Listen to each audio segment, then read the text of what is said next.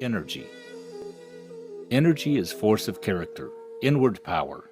It imports such a concentration of the will upon the realization of an idea as to impel it onward over the next gigantic barrier, or to crush every opposing force that stands in the way of its triumph. Energy knows of nothing but success. It will not hearken to the voice of discouragement. It never yields its purpose. Though it may perish beneath an avalanche of difficulties, yet it dies contending for its ideal. There is, perhaps, no mistake of a young man more common than that of supposing that, in the pursuits of life, extraordinary talents are necessary to one who would achieve more than ordinary success. There is no greater genius than the genius of energy and industry. It wins the prizes of life, which appeared destined to fall to those brilliantly constituted minds who, to an artificial observer, seemed to be the favored sons of fortune. But they lacked energy, and in that want lacked all. Energy of temperament, with a moderate degree of wisdom, will carry a man farther than any amount of intellect without it. It gives him force, momentum. It is the active power of character, and, if combined with sagacity and self-possession, will enable a man to employ his power to the best advantage in all the affairs of life. Hence it is that men of mediocre power, but impelled by energy of purpose, have often been able to accomplish such extraordinary results. The men who have most powerfully influenced the world have not been so much men of genius as men of strong convictions and enduring capacity for work, impelled by irresistible energy and invincible determination. Energy of will, self-originating force, is the soul of every great character. Where it is, there is life. Where it is not, there is faintness, helplessness, and despondency.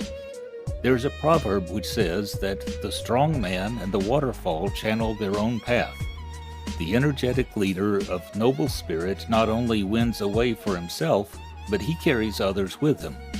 His very act has a personal signification, indicating vigor, independence, and self-reliance, and unconsciously commands respect, admiration, and homage. Such intrepidity is the attribute of all great leaders of men. There is a difference between resolution and energy. Resolution is the purpose, energy is the quality, and it is possible to possess much resolution with comparatively very little energy.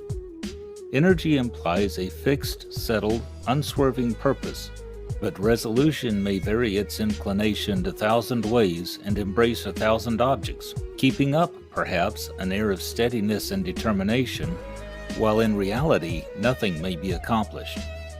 There is observable the same difference between resolution and energy as there is between kindness and goodness. Kindness being displayed by occasional acts of goodwill, whilst goodness exists always by a principle of love. Do not make the mistake of confounding energy with rashness. Energy is Bucephalus, guided by the hand of an Alexander. Rashness is Mazeppa's fiery steed, unbridled and unrestrained, bearing its rider over hill and dale to probable destruction.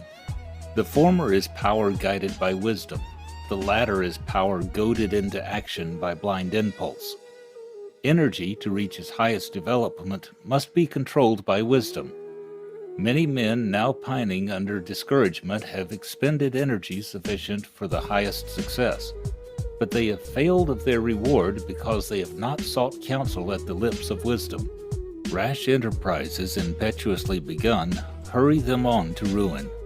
True energy is never the same, but the energy of many men is impulsive. It is today a destroying, roaring torrent.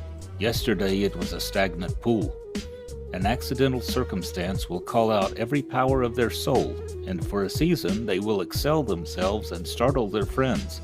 But they speedily expend their force, and lapse into stupid somnolency, till aroused by some bugle blast of excitement. Such minds accomplish but little. They lose more in their slumbers than they gain in their fitful hours of action. The calm, steady energy of the snail, slow as are its movements, is better calculated to produce results than the spasmodic leaps of the hare. Hence, in the formation of character, It is of the utmost importance to cultivate a steady, uniform, unyielding energy. The quiet energy that works to accomplish is what rules the world. There is more energy shown in quietly doing your duty through years of patient toil than to rush with great clamor at the obstacles of life, only to relinquish the attempt if success does not immediately crown the effort.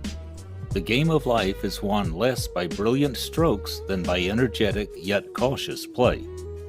Energy of character has always a power to make energy in others. The zealous, energetic man unconsciously carries others along with him. His example is contagious and compels imitation. He exercises a sort of electric power which sends a thrill through every fiber, flows into the nature of those about him, and makes them throw out sparks of power. But such men are few, and for one man that appears on the stage of human affairs that can rule events, there are thousands who follow. The earnest men are so few in the world that their very earnestness becomes at once the badge of their nobility, and as the men in a crowd instinctively make room for one who seems to force his way through it, so mankind everywhere open their ranks to one who rushes valiantly toward some object lying beyond them. Man is but a feeble being, but he belittles his high estate unless he puts forth his exertion, and forms a commendable and heroic resolution not to permit life to pass away in trifles, but to accomplish something in spite of obstacles. At difficulties be not dismayed.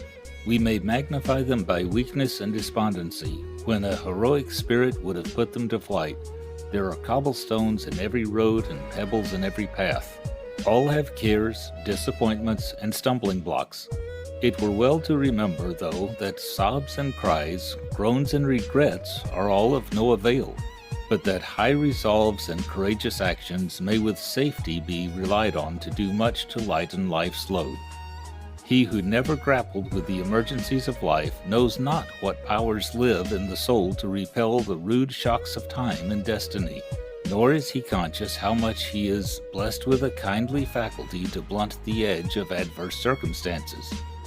All traditions current among young men that certain great characters have wrought their greatness by an inspiration, as it were, grows out of a sad mistake.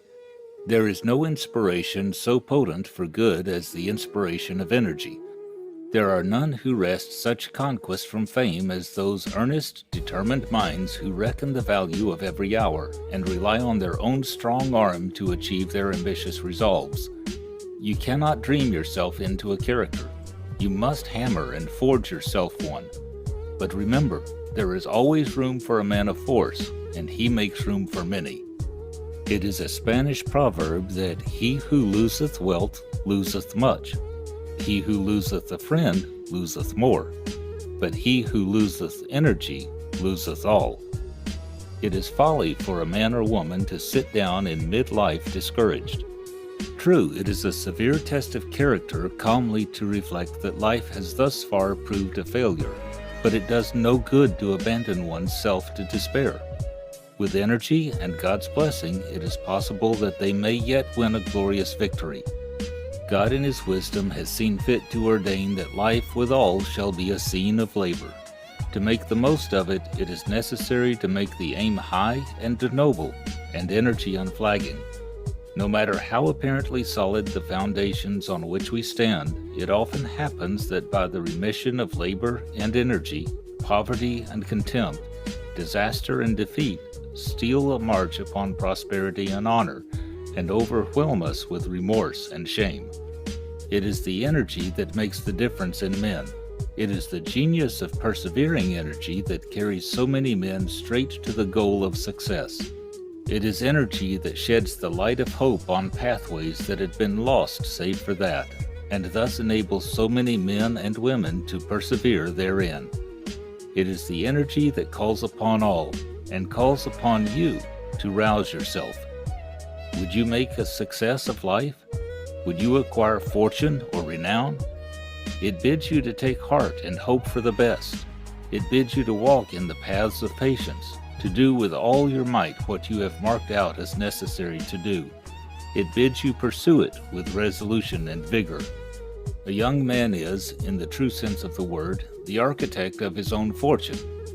Rely upon your own strength of body and soul. Remember that the man who wills it can go almost anywhere or do almost anything he determines to do. You must make yourself or come to nothing. You must win by your own exertions and not wait for someone to come to your assistance. Take for your stars self-reliance, faith, honesty, and industry. Keep at the helm, and above all, remember that the great art of commanding is to do a fair share of the work yourself. The greater the difficulty, the more the glory in surmounting it. Skillful pilots gain their reputation from storms and tempest. The soul of every great achievement is energy, but enervation and indolence sap its life, and doom the man to obscurity and ill success. Men of feeble action are accustomed to attribute their misfortune to what is termed ill luck. They envy the men who climb the ladder of eminence and call them lucky men and men of peculiar opportunity. This is a vain and foolish imagination. Energy produces good fortune and success, while enervation breeds misfortune and ill luck.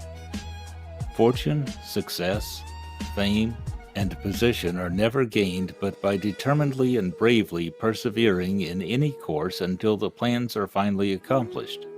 In short, you must carry a thing through if you want to be anybody or anything, no matter if it does cost you the pleasure of society, the thousand pearly gratifications of life. Stick to the thing and carry it through. Believe you were made for the matter and no one else could do it. Put forth your whole energies. Be awake. Electrify yourself. Go forth to the task. Learn to carry it through and you will be a hero. You will think better of yourself. Others will think better of you. The world in its very heart admires the stern, determined doer. It sees him in the best sights, in the brightest objects, its richest treasures. Proceed with energy then, in whatever you undertake. Consider yourself amply sufficient for the deed, and you will succeed.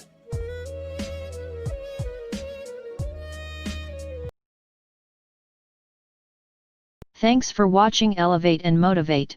Hit the subscribe button and activate the notification bell for more videos. Click the right box for the Elevate and Motivate video playlist. Share your own stories in the comments below.